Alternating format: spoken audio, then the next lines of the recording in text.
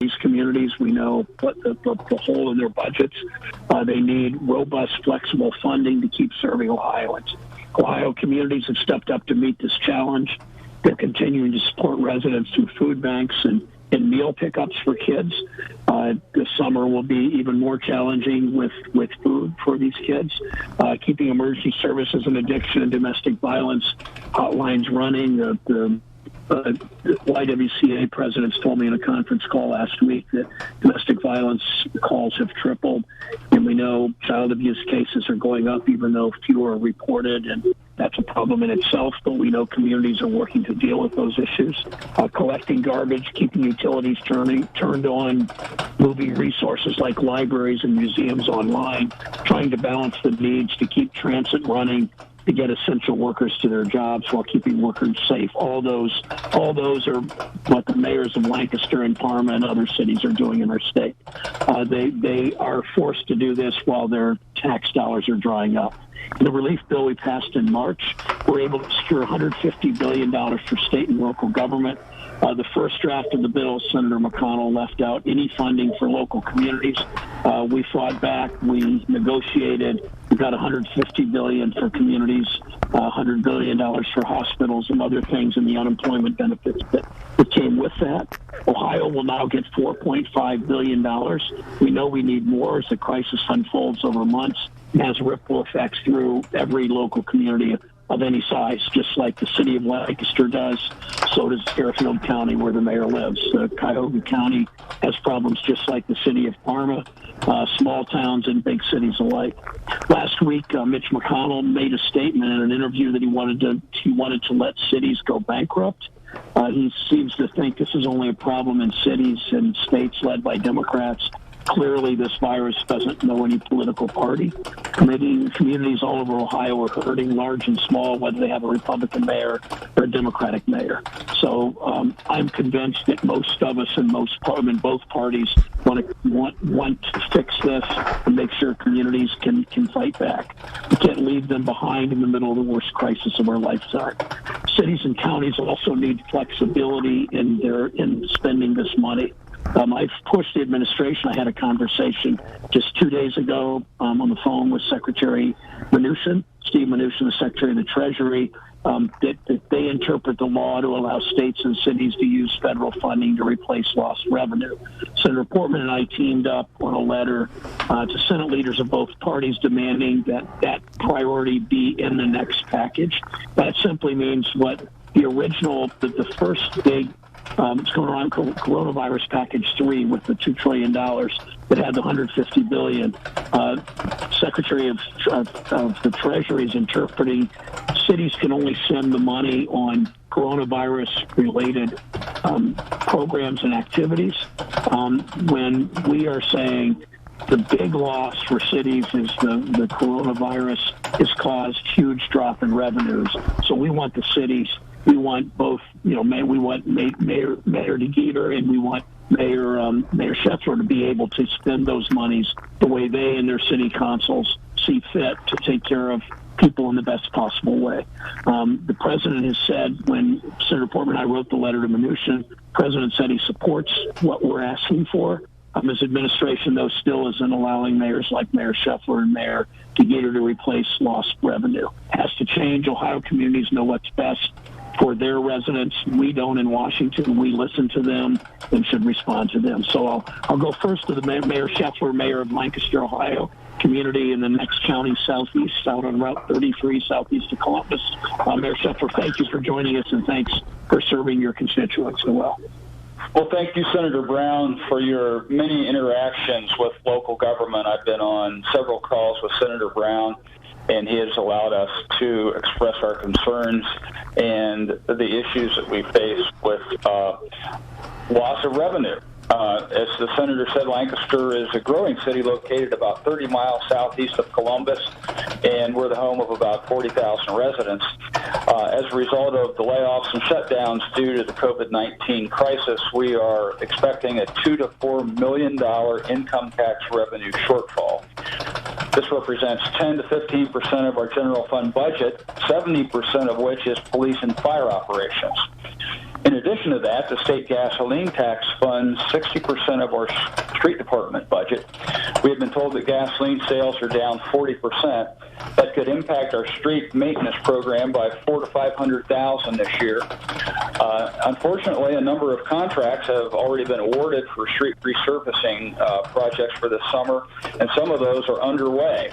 So honoring these contracts in the future might be in jeopardy. Personnel costs are 84% of the general fund, so layoffs will be a big part of carrying costs to make ends meet, including the dismissal of 18 firefighters and 15 police officers.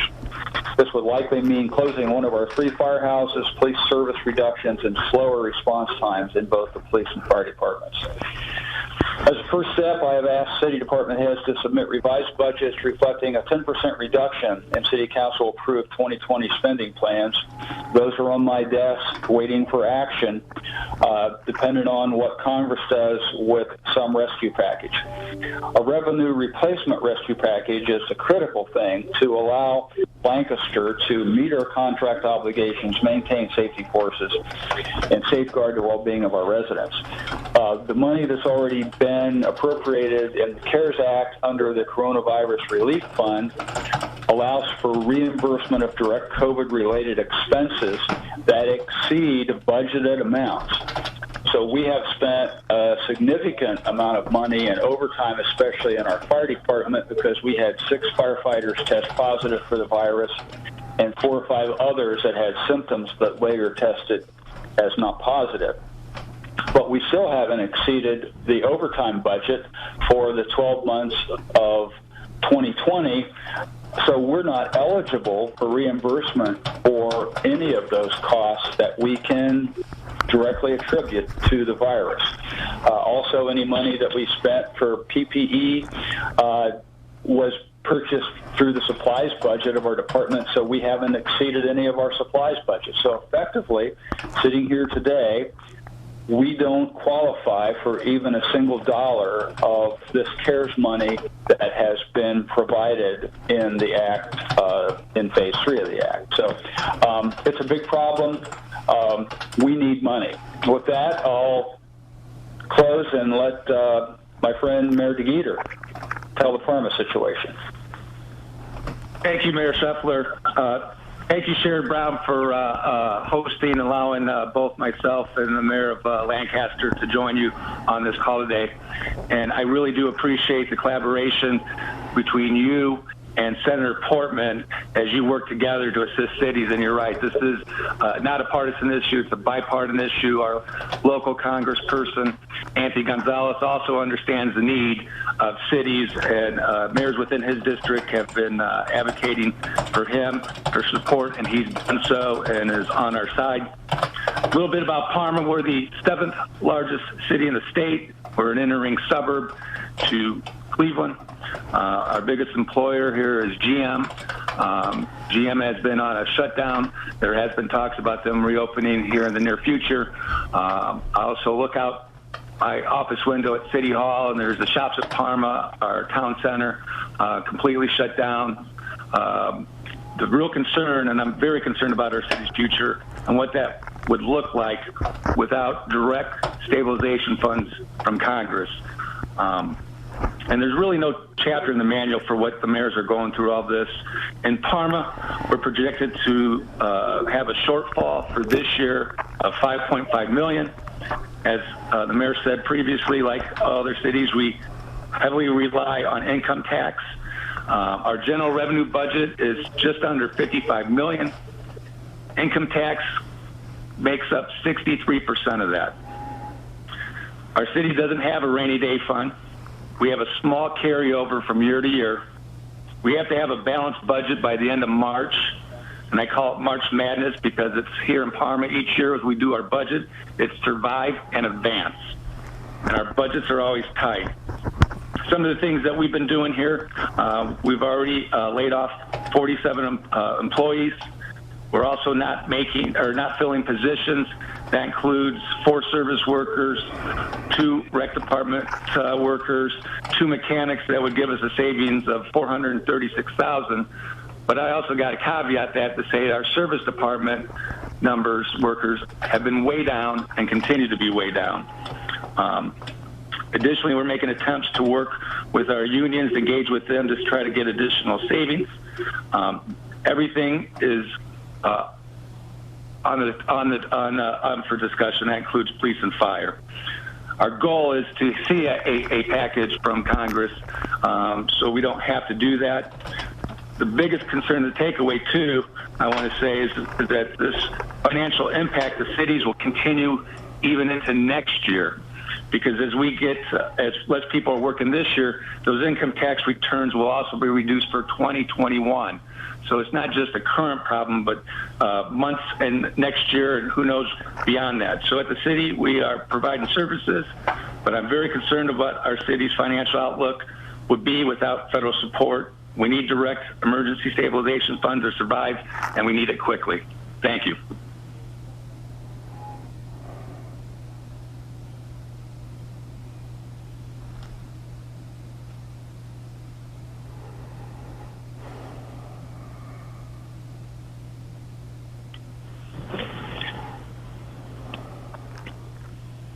Is it possible to ask a question? Yeah, go ahead, Sabrina.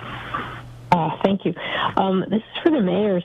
Why is it was my understanding that the prior bills passed by Congress did include some sort of funding for You are no longer muted. Why is that? Why aren't you guys getting any of that? This is Mayor Scheffler.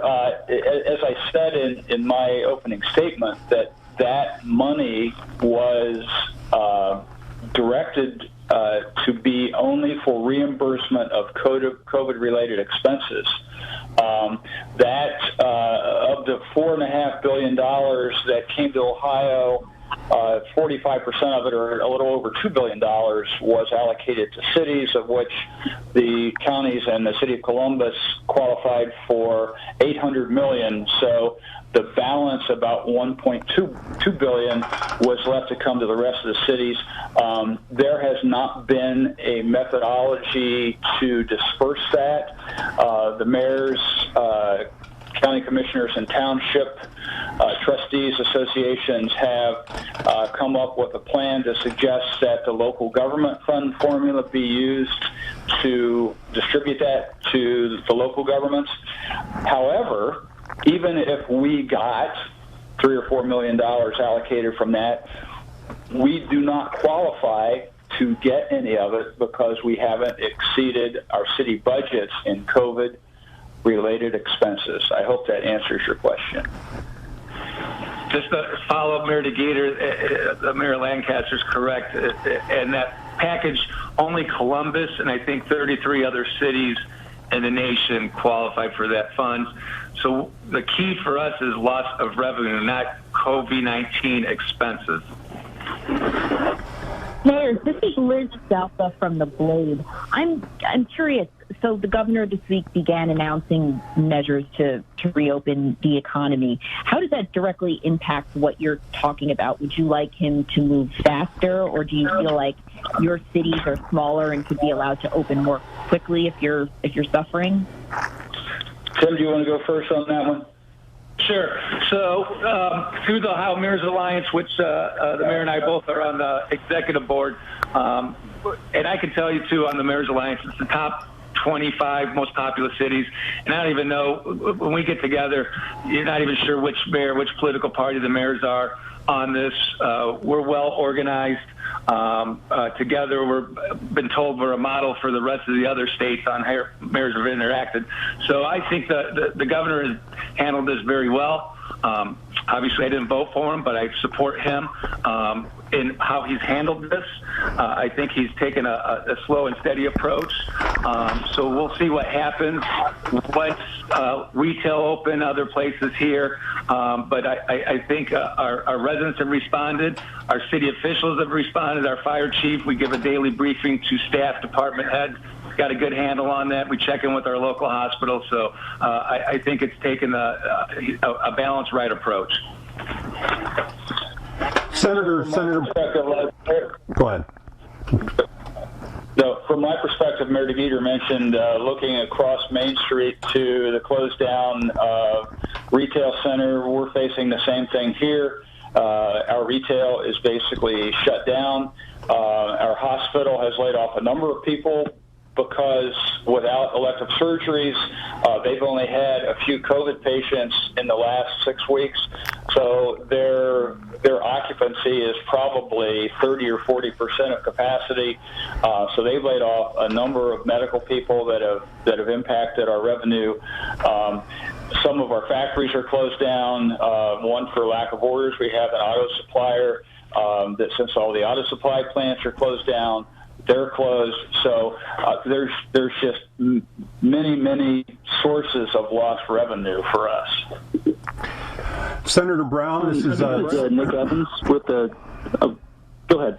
Hi, Senator Brown, James Pilcher with Local 12 News in Cincinnati. I know you want to stay on topic with the local governments, but is it time for the country to reopen, and how fast do you think it will take to get back to normal? And as a follow-up to that, if we do return, is the country ready for a second wave of coronavirus if it comes back at us? Thank you.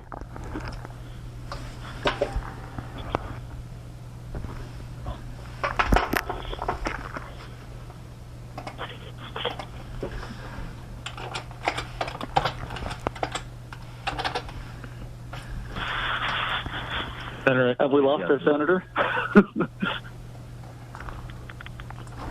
I'm sorry, I had it on mute because I was trying. My dogs bark at inopportune times, so when others are talking, I have it on mute. I'm sorry. As Tim said and Dave said, I applaud what Governor DeWine's done. I think that he moved aggressively early. I think he saved people from getting sick, and lots of people in Ohio won't get sick because of his actions.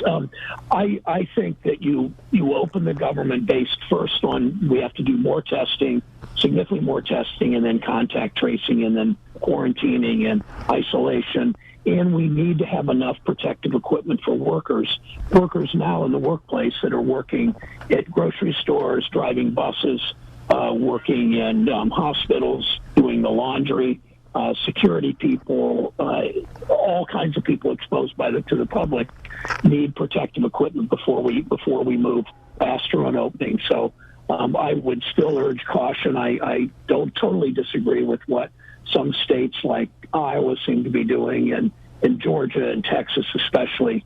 I think that the governor has done it at about the right pace. Part of your question was, I forget what it was. I'm sorry. How long do you think it will take to return to normal, and are we ready for a second wave if it happens? Yeah. We're not ready for. We're not ready because we don't have the protective equipment. We don't have the testing capacity. In large part because while Governor DeWine was actively preparing Ohio and preparing Ohioans, making decisions when almost no Ohioans were at that point diagnosed, and ahead of many others, the President of the United States was still denying that this was a pandemic or even a crisis, and so we are behind still where we need to be on production of PPE and on scaling up testing, and we've paid a price already for that as a country. We continue to, and it will get worse in the fall. If we don't have a national plan on scaling up PPE and scaling up testing capacity. Senator, this is Nick Evans with WOSU. How are you this morning? Good, thanks, Nick. Good. So the Post is out with a story about the primary market corporate credit facility. Basically, the Treasury and the Fed are going to open up about $500 billion in bond buying to large corporations. So what I'm curious about, their story focused mostly on sort of the fact that there aren't strings attached for those companies. I'm curious, A, what are your thoughts on that? And then B, would sort of opening up bond buying for municipalities be a kind of avenue for some of these cities like Parma or Lancaster to sort of, make their way through this? Or do they need direct infusion of money rather than new access to borrowing? Well, they need both. I was part of the negotiations on some of the 13.3 federal facility, the 13.3 facilities, which allows the Fed to do those things. We hope that the Fed would make its first priority more smaller and medium-sized businesses and local governments, and frankly, backstopping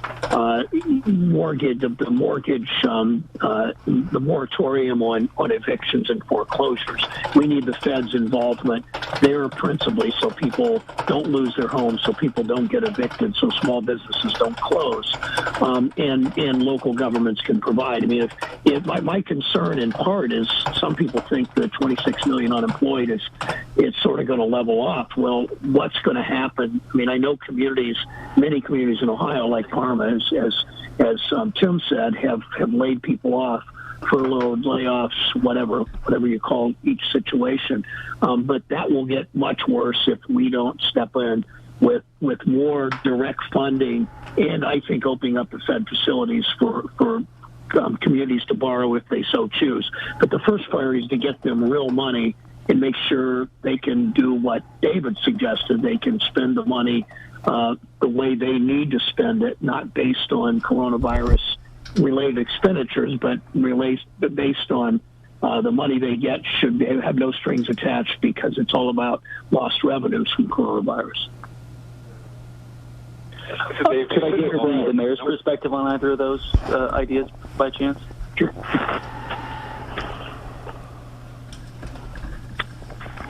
Dave James, News Network Radio. Okay, well, hang on a second. Go ahead. Sure. Mayor, do you want to talk on that? Yeah, Parma Mayor here. I think the senator's spot on in his comments, and the fact that we need stabilization funds on the ground to us to be able to stabilize our shortfalls. And then also, like I said, looking ahead, when people start to file their income tax for this year, our budget is going to continue to be out of whack, even going into 2021. As I sit down next year in the beginning of January, going to March, trying to get that balance, and then I still need to get this year's budget out of whack before the end of the year. So the best way to do that is direct funding. The other part on opening up the bonds on the Treasury, that may be helpful on a refinance, but our primary objective is trying to stabilize cities. Right. This is Lancaster Mayor Shuffler. Absolutely. I mean, the layoffs that we're going to experience in police and fire, there are a number of cities around Central Ohio that utilize township fire departments that are funded by real estate taxes. So they're not going to be experiencing the losses that we have. So even if our revenue recovers at some time in the future, most of these firefighters and police who are experienced will be hired away by other departments who are always looking for experienced personnel. So the loss to us is going to extend way into the future. Even if we get reopened, that's going to be a slow ramp up, and then the impact on our safety forces will be long-lasting and significant. Thanks, guys. I never even thought of that, so thank you for that, David. Who's next? Somebody from O&M was next? Yeah, it's James O&M Radio. A question for the mayors. Most cities provide a substantial credit to their residents who work in other cities and pay income taxes to the city they work in. Might there be reformulating of that so that cities can make ends meet? And if so, does that create a concern about maybe pitting one city against another for that kind of money? Mayor Scheffler here, you are absolutely right. We provide a 1% credit for income taxes paid to another city where some of our residents work. That has been discussed in City Council to rescind that credit, which City Council can do. It definitely raises the specter of city against city, which we would like to avoid. So there's no easy answer here. Even that money, if we rescinded, we probably wouldn't realize any of it until next April when income tax returns are filed. So it's not a solution that's immediate. Also, it would generate about $2 million a year for us to rescind that, which is not going to come close to filling our budget hole as a result of lost revenues. Conor, we've not had a discussion on that at this time. Senator Brown. You there? Yep. Gil McClanahan here. As earlier as I was listening to the two mayors there, if they could chime in on this too, as well as you. I work out of Huntington, West Virginia, and cities like Proctorville, Chesapeake, South Point are just across the river from us. And I was thinking that, while we're listening to the mayor talk about their struggles, is there a realistic possibility that some of the smaller towns, outside of Chesapeake or Proctorville, that they could potentially go bankrupt in all this? I don't know the answer to that. There is real likelihood that we will get them money. I mean, they should be eligible for money the way that larger communities are. They have a different set of challenges in the counties, but I don't quite know how when McConnell said that, I don't quite know how a community declares bankruptcy. I'm not a lawyer, and I'm certainly not a bankruptcy lawyer, but I think they just have to make cuts and make do.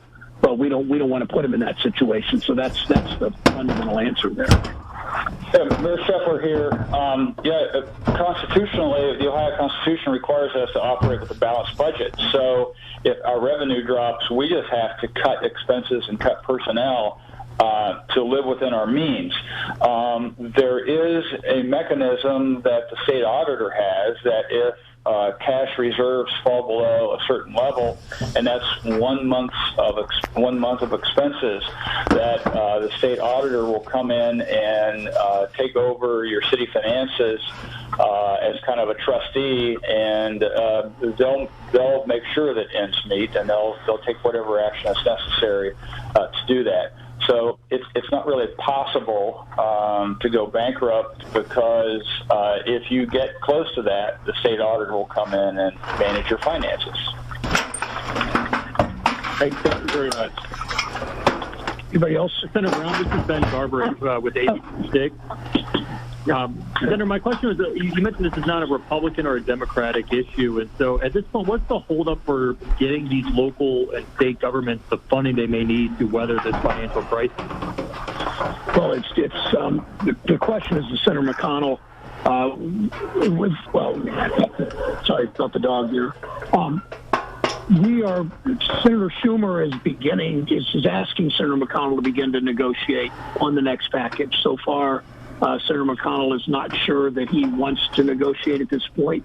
The administration clearly wants to begin the negotiation. So I'm thinking that Schumer and Pelosi and maybe McCarthy will begin the negotiations with the Secretary of the Treasury, who has been in the negotiations with me and with others, including the leadership in the Senate.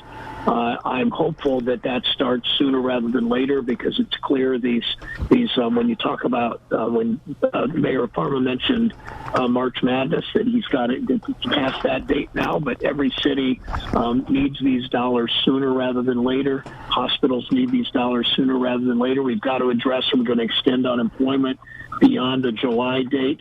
What are we going to do on evictions and foreclosures? All these things are immediate. And as the mayor of Lancaster said, what happens next year and what happens come fall and winter, we've got to be thinking about those issues too. So I don't think this will be the last package we do. I think it's as crucial as any, because it's really sort of particular emergency time for these communities and for so many hospitals. Folks, we have time for one more question. If you have follow-up, you can reach out to our office. This is Anna from the Columbus Dispatch. I had a question for the mayor of Lancaster. I was trying to get a sense of a timeline, because you talked about the potential of laying off firefighters and police officers. Sort of when do you need to make that choice? Like, how long can you go without federal action? Probably a couple of weeks, and knowing that the Senate at least is going to be back in session on Monday, May 4th, we are hoping that some action is taken that gives us some hope that we are going to get some relief and we won't have to do that. We are very concerned about laid-off safety forces being recruited away by other cities. That's happening already. We can't afford to lose our experienced people. So we're banking on Senator Brown and Senator Portman and our Congressman Stivers coming through with some kind of relief for us. It seems we bailed out the airlines, the universities, the hospitals, public transit, small business, the unemployed, and the direct stimulus payments to the city of Lancaster residents we estimate to be $36 million. What we need is probably $4 million, which is not a small amount of money, but it seems insignificant compared to the $36 million of checks that were deposited into accounts here in Lancaster recently. So we're hopeful for some assistance. We're, counting the days until May 4th, and hopefully we'll get some early good news out of what happens in the Senate when they get back in session. Thank you. Thank you all for joining us, and David and Tim especially. Good insight. I'd never thought about that already police and fire are looking elsewhere to go to other communities where they're not getting. I never thought of the talent loss that way. So thanks for the insight you both showed. Thanks for everybody being on the call. Great. Thanks, Emily. I appreciate your patience. I was on the phone with some more Ohio healthcare folks and companies and working on the issue of the continued issue of getting PPE, protective gear, to our frontline folks, and now increasingly a concern about how to have the appropriate protective equipment for our nursing homes, our hospitals, our businesses as we begin to reopen, and more people are needing some level of protective gear. It's a good problem to have because it means that we're starting to reopen our economy and provide more people with the appropriate safeguards to be able to get back to work and to expand our procedures in our hospitals, as an example. So I'm feeling good about that. I'm glad that we are moving in that direction. It so happens that this works with regard to our increased testing, too. And, I think the fact that Ohio has embarked on a very ambitious testing program is great news for the health of our citizens, but it's also great news for the ability to reopen. Because now, instead of doing roughly 3,700 tests per day, by the end of May, so really a month from now, we should be up to about 22,000 tests per day. The big bottleneck has been this reagent, and I've worked with the state and worked with the federal government on this issue over time. I think the announcement that Governor DeWine made on Friday regarding testing with Thermo Fisher, providing this chemical that is so important, the reagent, with their testing equipment, is a game changer. It gives us the chance now to be able to dramatically increase testing. Now, some existing tests will continue without using this Thermo Fisher process or reagent, and that's good too. We need to take pressure off the existing systems by adding this capacity, but it doesn't mean we lose the existing capacity. It's about a 600% increase over the next month, and again, I think it's exactly what we need to both combat the virus effectively, be able to identify people who may not be suffering from severe symptoms, but have some symptoms, even helping people who are asymptomatic, particularly those who would be asked to, go back to work or to be involved in elective procedures in hospitals and so on. Even if they're asymptomatic, they'll be able to be tested now with this kind of capacity. And also, when we reopen our economy and our healthcare system and our schools and so on, we want to keep them open. The worst thing would be to reopen and then to close again. We really want to be sure that we have the testing to be able to stay open. And this means when there is a hotspot, and there will be hotspots, it may be at a nursing home, it may be at some other congregate living facility, it may be at one of our prisons again, then we want to be able to test the heck out of it and be sure that we know exactly what's going on and do the contact tracing that enables us to stop the spread of that virus so that people have confidence that if it does crop up again, which I believe it will, and I think every healthcare expert is now saying that we have the opportunity through more aggressive testing. I'm talking about diagnostic testing. The additional testing that could come with testing people for the antibody is also very important, because for some of those frontline workers, if they can know that they have some immunity to the virus, that's helpful. But honestly, nothing takes the place of diagnostic testing. And so I think you need both. And the most important one is the diagnostic testing. There's also now more progress being made on the antiviral medication. That's good. And there's some promising new trials that indicate that we do have some ability now to be able to take care of people who have severe symptoms with a antiviral medication. We need to continue to make progress there, and I'm told that we are making progress, and that within the next several weeks there'll be additional antiviral medications, and we'll know more. That gives people some comfort to know that if they get this virus, they have at least something they can take for it, as we take Tamiflu when someone has a severe case of flu. And then finally, of course, we need to provide this PPE. We are doing a better job of that. Again, I was just on the phone talking to some folks about how to expand both the masks and the gown capacity here in Ohio.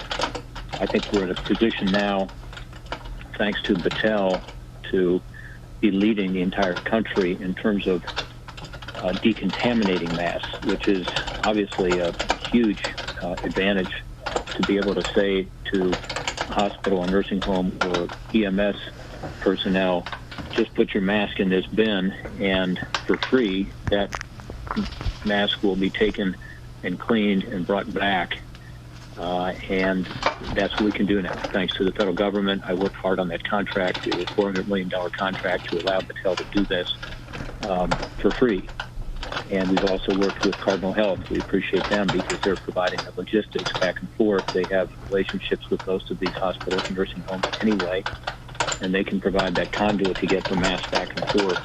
This is really important. And to just give you a sense, I just got off the phone with Battelle. Their 60th system, and the contract is for 60 systems to be shipped around the country. Their 60th system will be shipped next Tuesday. And once that system is in place, that 60th system, they will have the capacity to clean. This is to recycle, decontaminate, refurbish over 4.5 million masks a day. 4.5 million masks a day. They have already cleaned, as of today, 200,000 masks. And this just adds to our ability to be able to provide the protection to people on the front lines. And again, Ohio is taking the lead on that, and I'm very proud of that. Some of the cities like Boston have done a great job. Other cities have not been as effective in getting hospitals and nursing homes and EMS to use this system. I, again, would make a plea to everybody on this call. Please write about this. Let people know in Ohio or whatever, if you're a national reporter nationally, this system's out there. It's free. I say it's free. It's paid for by you, the taxpayers of America. Thank you. But it's a system that works. To be able to take a mask and clean it up to 20 times, and a lot more cost effective, obviously, than buying a new mask, particularly with the incredibly high prices that masks are being sold for now. These are for N95 masks. These are for the best masks. These are for the masks that they use in hospitals and in some cases, EMS and nursing homes. And anyway, it's a great service. Please let people know that it's available. And we have to change the culture, frankly, in some of our healthcare institutions, which is one right now of using a mask and throwing it away too often, and getting the habit of instead putting it in a recycle bin so that we can ensure that we are helping to spread PPE as widely as possible. In terms of the federal response to this, I spoke over the weekend quite a bit to the Treasury folks, including the Secretary of the Treasury, about the PPP program. I think it's unlikely that this new funding in PPP will last very long because it's a very popular program. And the burn rate was about $30 billion a day. It might even be higher than that now because we are, as of yesterday, 10:30 yesterday, we are beginning to process at the SBA and at the banks all the loans that were in the queue. And we had a lot of applications in, about 8,000, I'm told. So there is a process underway to get these funds out. The $670 billion now in that program, and the $70 billion in the disaster loans and grants program. This is the EIDL loans, among others, are absolutely critical to help keep workers employed, to ensure that small businesses can stay afloat, to keep their doors open. As some of you know, I have suggested changes in the PPP program to make it work even better. We were not able to get those changes in the Phase 3.5 bill because we were told that there would be no changes to it. It was just a matter of raising the cap. And I understand that. We were not in session to be able to have the debate and to have the amendments and to be able to go through a normal legislative process on that. I regret that. I think we should have been able to do it remotely, and I think that's possible. But we were in a position where it was either increase the cap or not. And in the end, we did increase it, which was absolutely the necessary and correct thing to do. But I would like to see the program both work better for small businesses, and I have two specific reforms I'd like to see in that. One is to allow the 8 weeks to run when the small business chooses for it to run. Right now, there are a lot of companies and nonprofits, spoke to nonprofits yesterday around Ohio, who are getting the PPP program. They have to begin the 8 weeks. They have 8 weeks, worth of forgivable loans. They begin the 8 weeks within 10 days by law. But many of them think they're going to need that 8 weeks more, a month from now, or even 8 weeks from now, as they start to reopen. Think of, as an example, a movie theater or a bowling alley or a bar or a restaurant. They're not open yet here in Ohio, and they won't be open for a little while until at least Phase 2, maybe Phase 3. And even then, they may not be able to bring all the people back. So they need the PPP, probably not now, but in several weeks from now. And so I think that would work much better, and it would be a relatively small cost to PPP, just to shift the timing in terms of when you use it. This should not be a cost issue. And then second, among the proposals I'd like to see is that the 25% that can be used for other things, like keeping the lights on, paying your utilities, paying your rent, I think that ought to be increased, because for these small businesses that have been hit the hardest, one of their big issues is just how do I continue to operate? How do I keep the doors open if I can only use 25% of the amount of money that I have put against the payroll, because a lot of them can't bring people on right now because they have nothing for them to do because they're not open. So again, for those businesses that were by government order shut down are the ones I'm most concerned about, and they're the ones who could use more flexibility in PPP. And then the general second area that I'd like to see a change in is to tighten it up, because I think PPP is being used by too many companies that really are not the priority. The priority should be the companies that are truly hit hard and are on the edge of being able to stay in business. And yet the certification for PPP is very general, very broad. This is where you've seen people use it who maybe had the ability to get by without it. Some of those larger companies have chosen to reject the funding, and they pulled out of the program because of some of the publicity that has been generated by some of you on this call, probably. And but there are lots of businesses that may have a relatively small change in their revenues, and yet they fit into the very broad criteria that's set. I think the criteria should be based more on revenue loss, and I think it should be one where, again, we're targeting this program more to the extent that we're going to cap it out again, which I'm afraid we are. I think we're going to see the cap very soon, probably within the next week. I think we may need to focus it more on the companies and nonprofits that need it the most. Anyway, that funding is out there, and that's good, and I'd love to see those reforms when we get back into session, because we're not able to do that without Congress being in formal session, because we cannot work remotely. With regard to the healthcare providers, $175 billion has now gone out to them. 50 of that is out the door. Ohio's already received $1.6 billion. There's also these direct deposit checks going out. You should know that in Ohio, 3.5 million payments have now gone out, totaling $6.3 billion. That's as of yesterday. So that means about 70% of eligible taxpayers should have received their funding. As some of you know, I am doing town halls every week. I did my 6th teletown hall late last week. I have another one coming up this week. I think it was on Friday. And I heard from people on Friday who had not gotten their check yet. But and talked to them about how to reach out to us and to the IRS to ensure they can find out where their check is. There's a portal to be able to do that, to be able to find out where your check is. But in the meantime, again, we are told that at least $6.3 billion as of yesterday had gone out. So that's good. That program is working to help people who need it badly. And it's almost a bridge to unemployment insurance because that's moving more slowly. Unemployment insurance, you recall, was expanded to cover self-employed, provide federal reimbursement for government workers and nonprofit employees, which were not available previously. So that's been a stress on the system. The system has been overwhelmed here in Ohio, and other UI systems around the country have experienced the same thing. We also added an additional $600 per week in unemployment benefits until the end of July, and then an additional 13 weeks of benefits. So someone's benefits had run out recently, they would get another 13 weeks. This, again, has made it very hard. In the last 2 weeks, from about a week ago back 2 weeks, I'm told that we have more people applying for unemployment in Ohio than we had all of 2019.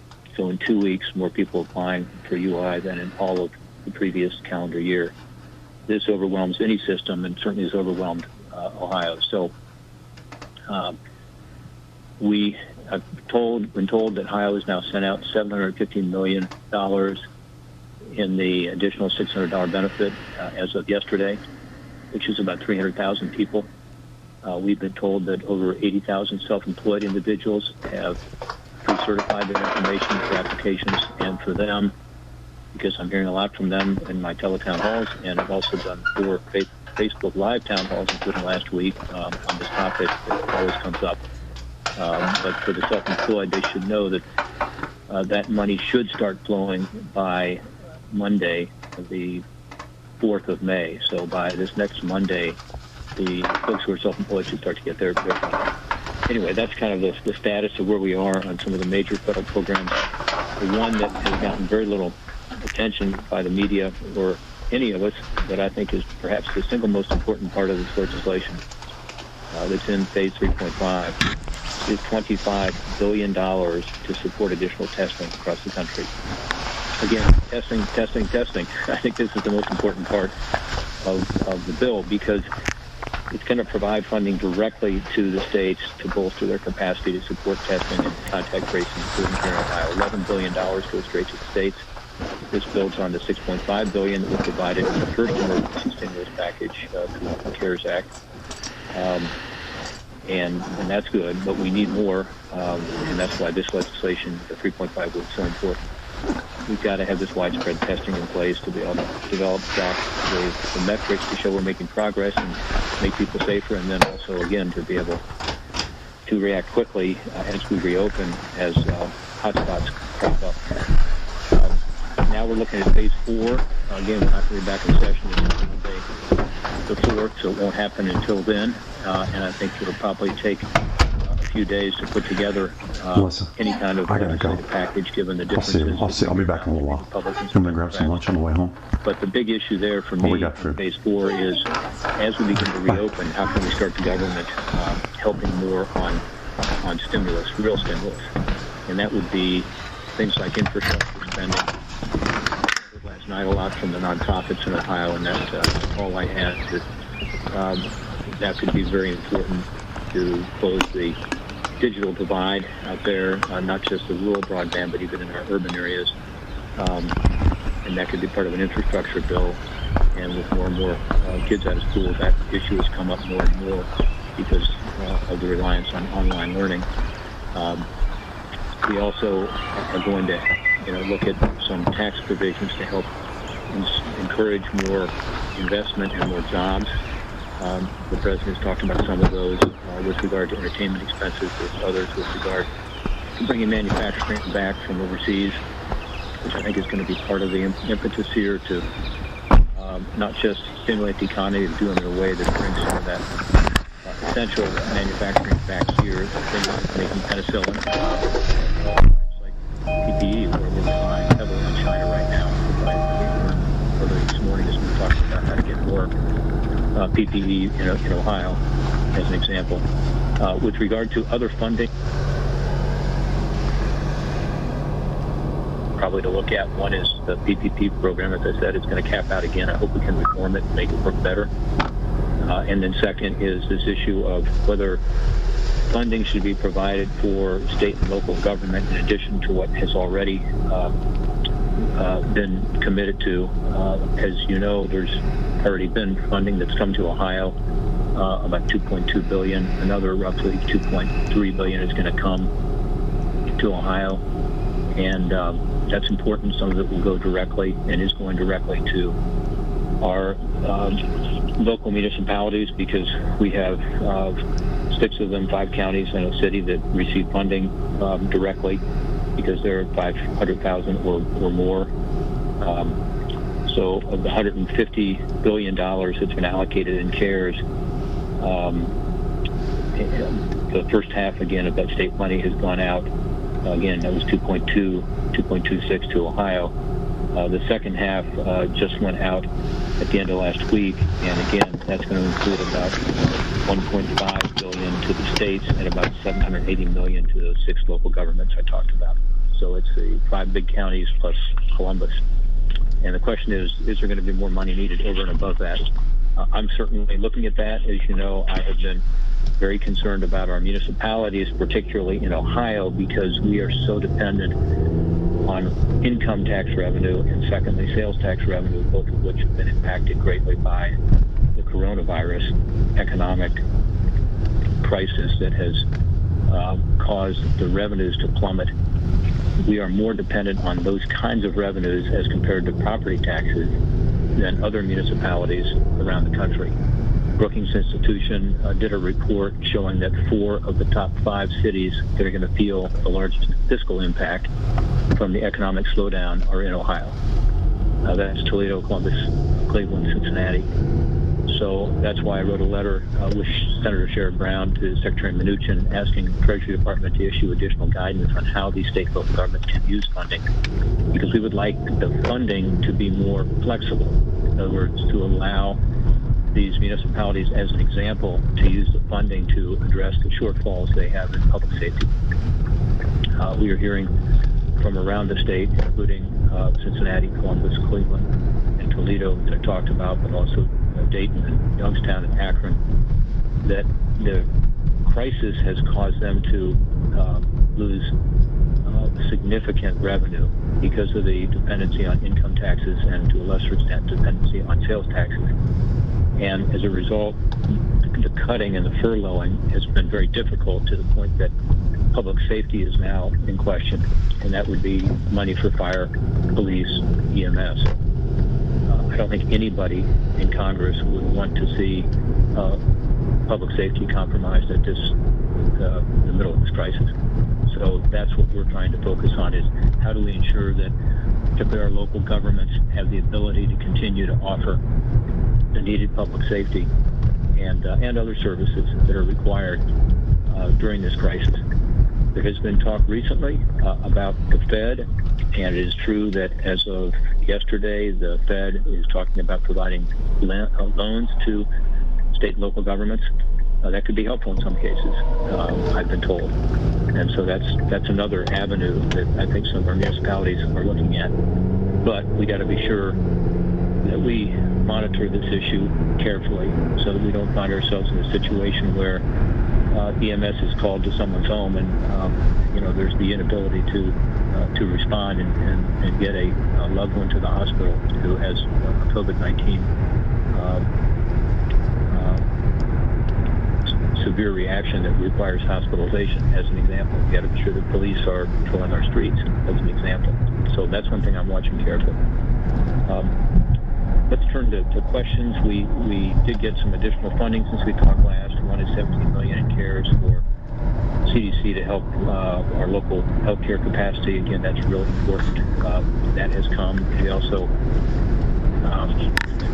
have been working with the Federal Bureau of Prisons on Elkton. That's the federal prison here in Ohio that has had a surge in coronavirus cases.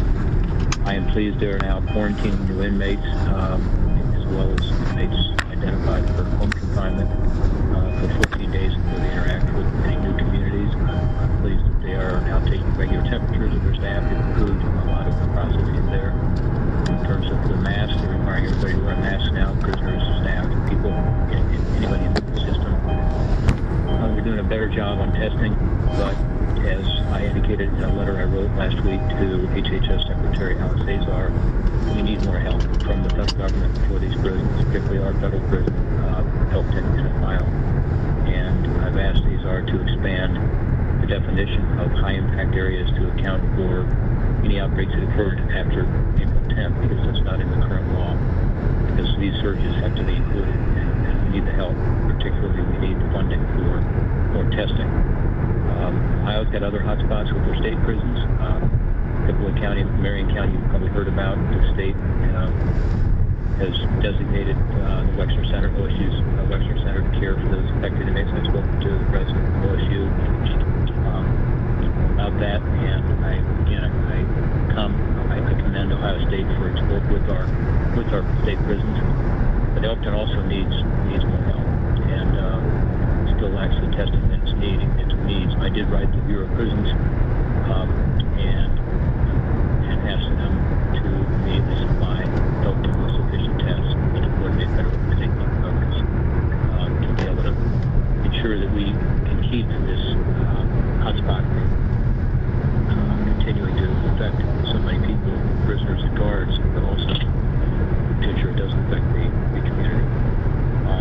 I've worked a number of other issues since we talked last. We've got a World Health Organization letter that we sent with regard to China. We've got some good news on FCC funding to the Lima, Ohio area. We've been doing a lot of calls. I mentioned the nonprofits. I've also called with the county commissioners around Ohio, calls with the manufacturers around Ohio, calls with the hospital leaders around Ohio. So we continue to do not just our teletown halls and our Facebook Lives, but just to be in touch with people all over the state to get their input. Again, I applaud Battelle and Cardinal Health for the work they have done with our hospitals. We also continue to push our idea of remote voting. In fact, on Thursday of this week, as chairman of the Permanent Subcommittee on Investigations, I'm going to hold a roundtable via video conferencing. This will be unprecedented, I'm told, for Congress. It's going to be entitled Continuity of Senate Operations and Remote Voting in Times of Crisis. It's going to examine how we change the rules to allow remote work in Congress, and it'll be an example of remote work. So feel free to join us.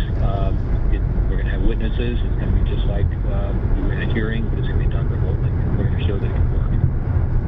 I think we have to do our work during this national crisis and any other national crisis that might occur in the future, whether it's a pandemic, whether it's a terrorist act.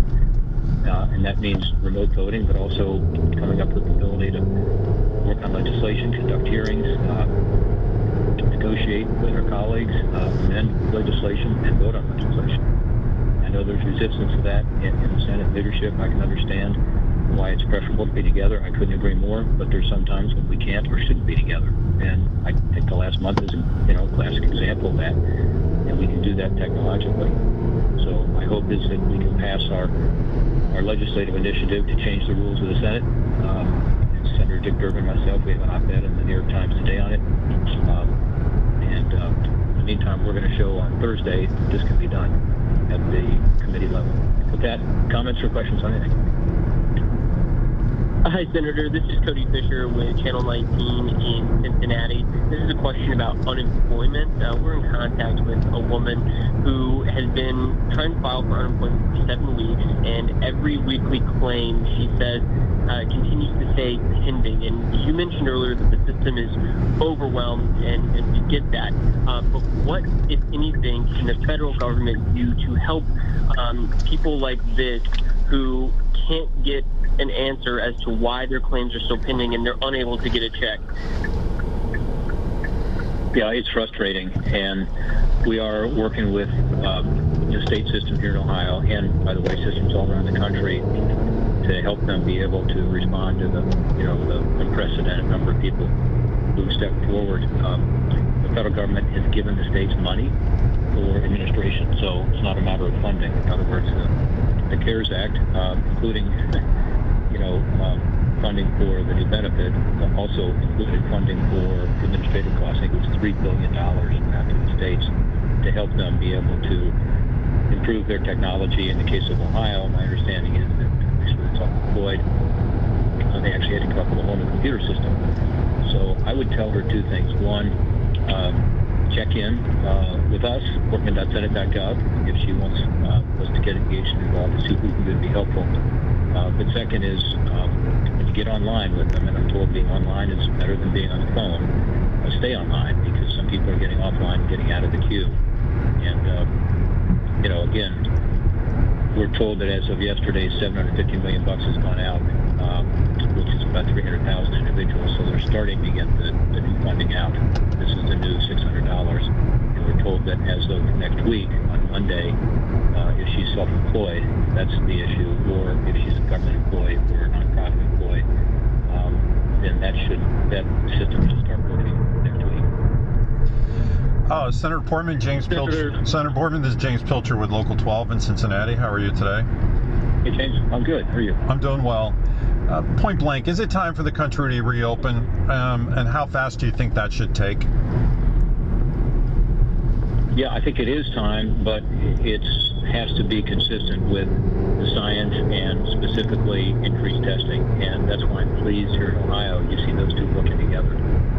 We're seeing flattening of the curve, as you know. We're seeing better results in terms of the daily statistics on number of infections and hospitalizations in ICU, deaths.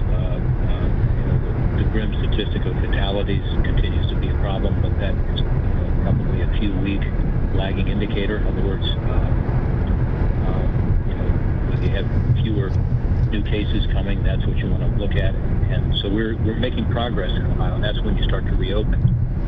But James, I got to tell you, the testing to me is the single most important issue, because once you reopen, you have to have the ability for people to be able to test much more frequently. Think of a manufacturer in Cincinnati that is now told you can reopen. That person is going to want to know that there is the ability to test somebody and get results quickly. Think about the hospital that's told, okay, you can start doing procedures.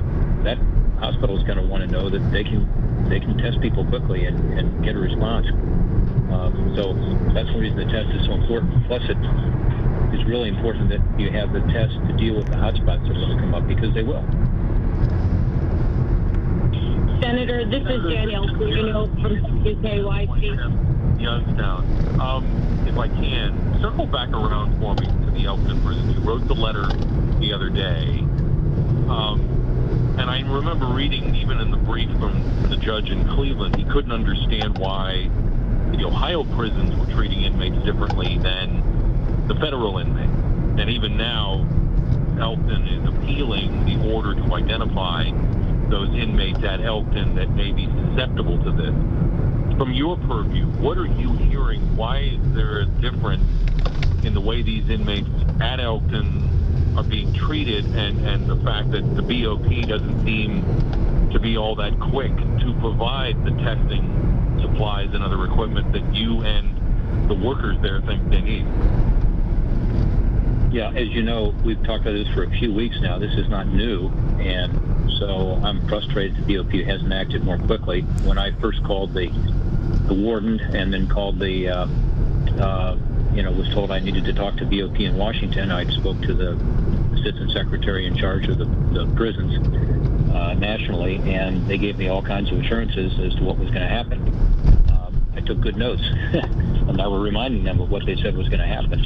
And some of it has happened, some of it has not. And so, as I said earlier, they've made progress, there's no question about it, but they still lack the testing they need to be able, back to testing. They need to know even among asymptomatic people, who has it and who doesn't, in order to separate people. Because if they don't do that, they're going to continue to have a problem in any kind of congregate living situation where, it's a prison where you don't have people in solitary confinement in cells. You have people living together. These are mostly nonviolent offenders, and so they're living more in a dorm type situation, as I've been told. So we've got to test the heck out of it. And as people test positive, they need to be removed from that setting, isolated, and we need to know, specifically among the staff, who is safe and who is not. So the staff needs much more testing as well. So that's my big push right now is, okay, they've made some progress. Let's really focus on the testing. For a while, as you know, they were talking about bringing a hospital in, the Army Corps of Engineers. I was told 3 weeks ago, I think, they were going to go to Elkton and take a look to see whether they could put a field hospital there. They chose not to do that. They said it wasn't necessary. There was enough help in the local community, among the hospital and the healthcare community. Well, that's fine. But if they continue to have a problem, which they do, obviously they do need more healthcare. So we're also looking at that issue again. Do they need to have the ability to quarantine people in a healthcare setting that they don't have now? So we're going to continue to push on it because this is important. It's important to the staff. It's important to the inmates. It's important to the community. Senator, this is Danielle Serino from WKYC in Cleveland, and I want to go back to the unemployment issue. You said that it wasn't an issue of money because a lot of the states have gotten it, but I was on the phone with the unemployment office yesterday, and they were saying, well, to really be up and running and help all these people, they need about 4,000 people answering the phones, and that's just not feasible because they can't afford it. They went on to say they have the brightest minds in the industry, Deloitte and Touche, Amazon, all helping them, upgrade their phone system. But frankly, we have people, as one of the other reporters said, we have people who from the jump have not been able to get on the system. They can't feed their families. They're getting evicted. Why can we not, here in Ohio, pass some emergency funding bill to get more employees in there, to get this system up faster? I mean, this is a serious crisis. Yeah, I totally agree. And again, the federal government, in the CARES Act, provided the funding for administrative costs. I have not heard that that's the issue. I've heard the issue, and by the way, they've hired hundreds of additional people, hundreds.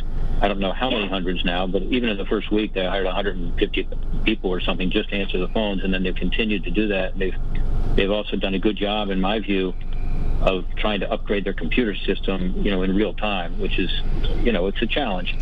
And we always said this was going to take, a little while to get set up. We had hoped Ohio would be ahead of the country, and I think we are. Other states have taken even more time because we've got a little more modern computer system. But it's overwhelming. And so more funding, if that's the issue, I think that's something that, I certainly am going to look into now, thanks to your call.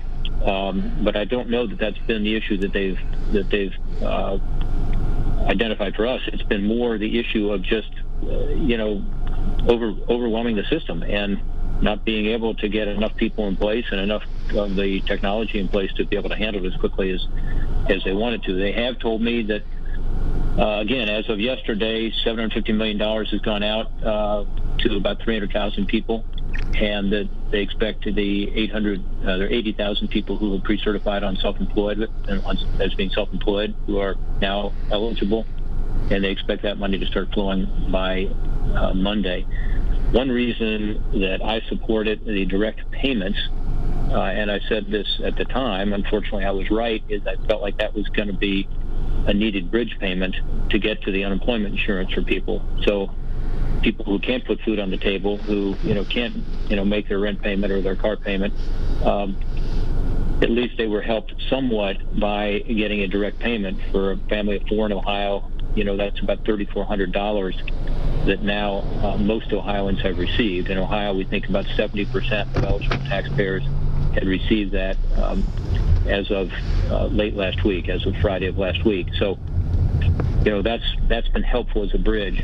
But ultimately, we need to get people into the unemployment system and to replace those wages. It's frustrating because it's just support that, or if there are other proposals that are floating around or under consideration. I haven't seen the Menendez-Cassidy proposal. Again, we're starting to get the money out now to the states and the local municipalities. I talked about the Ohio money that's now flowing. Let's see, what the additional needs are. My sense is we're going to need additional funding, particularly for local government that has these responsibilities like public safety and are reliant upon revenue that has been cut dramatically. But in the meantime, the first half of the money, which is $71 billion total for Ohio, $2.26 billion went out on the 16th of this month. The second half went out late last week, and that includes another $1.48 billion to the states and $780 million to these big counties like Franklin County, Hamilton County, Cuyahoga County, Summit County, Montgomery County. So let's see what the needs are, but I think we're going to have to do more. And I've said that from the start, just based on my sense of how much we were sending and how much of the shortfall there is. But it needs to be based on an analysis. We can't just, choose a number now. We have to look at the real needs. And again, be cognizant of the fact that, at least in my state, Ohio, the revenue shortfall is a dramatic problem. I mean, this could cause, again, our local communities not to have the funding to provide police protection. I saw a quote recently from a police chief, I think it was in Lancaster, Ohio, and he was saying he's already been given a 20% cut. This was late last week, so maybe more now. And he said, look, I can't provide the level of service that I provided. 20%, I just can't take that out of administrative costs. So that's the issue to me is, understanding that we don't want to provide funding to states to deal with their pre-existing liabilities. As an example, many of my colleagues have talked about we don't want to send money to the state of Illinois or whatever, California, New York, because of their pension responsibilities. I agree. That needs to be carved out. Absolutely. This is not about, telling a state we're going to bail you out of a pension responsibility that you took on willingly. This is about coronavirus. This is about some very real issues that are occurring right now. So I understand the concern about the states misusing this money for problems that they had long before coronavirus. And I agree with that. It shouldn't be used for that. But it doesn't mean that we shouldn't provide any money to help ensure that, we don't have a breakdown of particularly our county and municipal governments, because that will be a disaster for our communities here in Ohio, particularly given our dependency, again, on this revenue source, not property taxes as many other cities rely on, but increasingly in Ohio, we've relied on income taxes and sales tax, secondly. Hi, Senator Portman. This is Jack. Well, we're still planning to go on May 4th, and I know the House has some concerns. I will say that they flew everybody in last week for a vote, too. So, my colleagues from Ohio, Republican, Democrat alike, got on airplanes last week when arguably the coronavirus issue was even worse. But look, it's a balance here, just as it is for reopening our businesses and our hospitals and our schools. We need to be sure that if we are going back, that we take a lot of measures to be safe, including wearing masks, including social distancing, including being very careful that we aren't infecting others, because with 100 senators coming in from all over the country, you got to be sure that we're not hurting others. It's not just about keeping senators safe.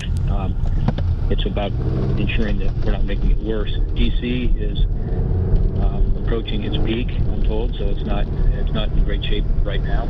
So we need to be careful about how we do it. But I plan to go back on Monday. I think it's important that we be there doing our work if we can't work remotely. My preference, of course, would have been that we'd be working remotely this whole time. But today, As much as I love being on the phone with you, I would prefer to be, in a hearing that is remote, where we are going over these issues about unemployment insurance we just talked about. What's really happening back in the state, get some expert witnesses and ask them tough questions. I'd rather be negotiating with my colleagues on, what the phase 4 ought to be with regard to municipalities, doing the analysis of what money's been spent, how it's been spent, letting me talk about, what's happening in Ohio cities where they're so dependent on income tax that they're looking at cutting basic public safety substantially. So I think we should be able to do that remotely. And unfortunately, we have not been able to figure that out, despite the fact that I think the technology is now available to do that.